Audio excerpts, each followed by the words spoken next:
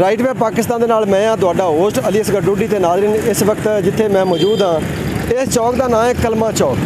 ਤੁਸੀਂ ਮੇਰੇ ਪਿੱਛੇ ਵੇਖ ਸਕਦੇ ਜੇ ਕਿ ਪਾਣੀ ਜਿਹੜਾ ਹੈ ਕਿਸੇ ਤਲਾਬ ਦਾ ਮੰਜ਼ਰ ਪੇਸ਼ ਕਰ ਰਿਹਾ ਹੈ। ਇਹ ਜਿਹੜਾ ਪਾਣੀ ਹੈ ਇਹ ਕਿਸੇ ਤਲਾਬ ਦਾ ਨਹੀਂ ਹੈ ਬਲਕਿ ਇੱਕ ਆਮ ਸੜਕ ਹੈ। ਕਲਮੇ ਚੌਕ ਦੀ ਇਹ ਸੜਕ ਹੈ ਜਿਹੜੀ ਮੇਨ ਐਮ ਬਲਾਕ ਨੂੰ ਜਾਂਦੀ ਹੈ ਤੇ ਜਦੋਂ ਵੀ ਬਾਰਿਸ਼ ਆਉਂਦੀ ਹੈ ਇਸ ਸੜਕ ਤੇ ਇਸੇ ਤਰ੍ਹਾਂ ਪਾਣੀ ਜਮ੍ਹਾਂ ਹੋ ਜਾਂਦਾ ਹੈ, ਜਿਸ ਦੀ ਵਜ੍ਹਾ ਨਾਲ ਜਿਹੜੇ ਲੋਕ ਨੇ ਉਹਨਾਂ ਨੂੰ ਇੱਥੋਂ ਗੁਜ਼ਰਨ ਦੇ ਵਿੱਚ ਦੁਸ਼ਵਾਰੀ ਦਾ ਸਾਹਮਣਾ ਕਰਨਾ ਪੈਂਦਾ ਹੈ। ਸਾਡੀਆਂ ਜਿਹੜੀਆਂ ਹਕੂਮਤਾਂ ਨੇ ਸਾਡੇ ਜਿਹੜੇ ਅਦਾਰੇ ਨੇ ਉਹ ਸੜਕਾਂ ਬਣਾਉਣ ਤੇ ਲੱਖਾਂ ਰੁਪਈਏ ਲਾ ਦਿੰਦੇ ਨੇ, ਕਰੋੜਾਂ ਰੁਪਈਏ ਲਾ ਦਿੰਦੇ ਨੇ, ਲੇਕਿਨ ਜਿਹੜੀ ਇਹ ਪਾਣੀ ਦੀ ਨਿਕਾਸੀ ਹੈ ਇਹਦੇ ਉੱਤੇ ਤਵੱਜੋ ਨਹੀਂ ਦਿੰਦੇ ਕਿ ਜਦੋਂ ਬਾਰਿਸ਼ ਆਣੀ ਹੁੰਦੀ ਹੈ ਜਾਂ ਕੋਈ ਇਸ ਤਰ੍ਹਾਂ ਕੋਈ ਦੀ ਵਜ੍ਹਾ ਤੋਂ ਜਿਹੜਾ ਇਹ ਸਾਰੀ ਜਿਹੜੀ ਮੁਸੀਬਤ ਹੈ ਇਹ ਲੋਕਾਂ ਨੂੰ ਵੇਖਣੀ ਪੈਂਦੀ ਹੈ। ਇਸ ਟਾਈਮ ਮੇਰੇ ਨਾਲ ਇੱਥੋਂ ਦੇ ਕੁਝ ਰਾਸ਼ੀ ਮੌਜੂਦ ਨੇ ਤੇ ਆਓ ਉਹਨਾਂ ਨਾਲ ਗੱਲਬਾਤ ਕਰਨੇ ਆ ਤੇ ਜਾਣਨੇ ਆ ਇਸ ਪਾਣੀ ਦੇ ਹਵਾਲੇ ਨਾਲ।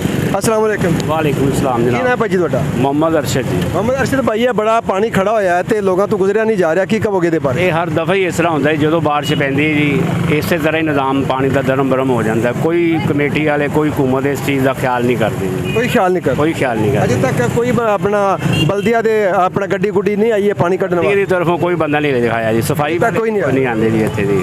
ਸਫਾਈ ਵਾਲੇ ਵੀ ਕੋਈ ਨਹੀਂ ਆਉਂਦੇ ਇੱਥੇ, ਬਹੁਤ ਘੱਟ ਆਉਂਦੇ ਨੇ। ਜਦੋਂ ਬਾਰਿਸ਼ ਪੈਂਦੀ ਹੈ 2-2 3-3 ਦਿਨ ਪਾਣੀ ਖੜਾ ਰਹਿੰਦਾ ਹੈ। 3-3 4-4 ਦਿਨ ਪਾਣੀ ਇੱਥੇ ਖੜਾ ਰਹਿੰਦਾ। ਖੜਾ ਰਹਿੰਦਾ ਹਾਂ। ਇਹ ਮੇਨ ਰੋਡ ਹੈ, ਅੱਗੇ ਜਾ ਕੇ ਇਸੇ ਰੋਡ ਦੇ ਉੱਤੇ ਹਾਈ ਸਕੂਲ ਵੀ ਹੈ। ਇਸੇ ਤਰ੍ਹਾਂ ਜੀ ਸੋਰ ਪੂਰਾ ਰੋਡ ਹੀ ਇਸ ਤਰ੍ਹਾਂ ਪਾਣੀ ਦੇ ਵਿੱਚ ਡੁੱਬਿਆ ਹੈ। ਤੇ ਇਹ ਐਮ ਬਲਾਕ ਜਿਹੜਾ ਬੜਾ ਤਰੱਕੀ ਯਾਫਤਾ ਇਲਾਕਾ ਹੈ ਤੇ ਉਹਦੇ ਜਿਹੜਾ ਮੇਨ ਰੋਡ ਹੈ ਉਹਦੇ ਉੱਤੇ ਪਾਣੀ ਖੜਾ ਹੋ ਜਾਂਦਾ। ਮੁਹੱਲੇਦਾਰ ਵੀ ਕੋਈ ਇਸ ਚੀਜ਼ ਦਾ ਐਕਸ਼ਨ ਨਹੀਂ ਲੈਂਦੇ ਜੀ। ਕੋਈ ਐਕਸ਼ਨ ਨਹੀਂ ਲੈਂਦੇ। ਮੁਹੱਲੇਦਾਰਾਂ ਨੂੰ ਵੀ ਸੋਚਣਾ ਚਾਹੀਦਾ ਹੈ ਕਿ ਉਹ ਇਸ ਚੀਜ਼ ਦਾ ਖਿਆਲ ਕਰਨ। ਇੱਥੇ ਰਹਿੰਦੇ ਹੀ ਤੁਸੀਂ? हाँ जी कलमा ਕੀ चौक। ਕਹੋਗੇ ਇਸ ਪਾਣੀ ਦੇ ਬਾਰੇ? पानी बारे भाजी की कहना जी, ये हमेशा तो इस तरह ही ते पानी बारिश कितों भी पैंदी ना पानी खड़ा रहता, बहुत तंगी होती है इसों लंघन तो टप्पन तो, ना बल्दी वाले ना कोई कमेटी वाले कोई भी नहीं आता जी। इसे करो कि महल्लेदार को जावन कमेटी वाले को तावन करन फिर शायद तक पानी का ਇਹ ਪਾਣੀ ਆਪੇ ਹੀ ਨਿਕਲਣਾ, ਕਿਸੇ ਨੇ ਇਹਨੂੰ ਕੱਢਣ ਵਾਸਤੇ ਨਹੀਂ ਆਉਣਾ? पानी आपे निकलना, कोई कमेटी वाले आवन ते कड्ढन देना पानी।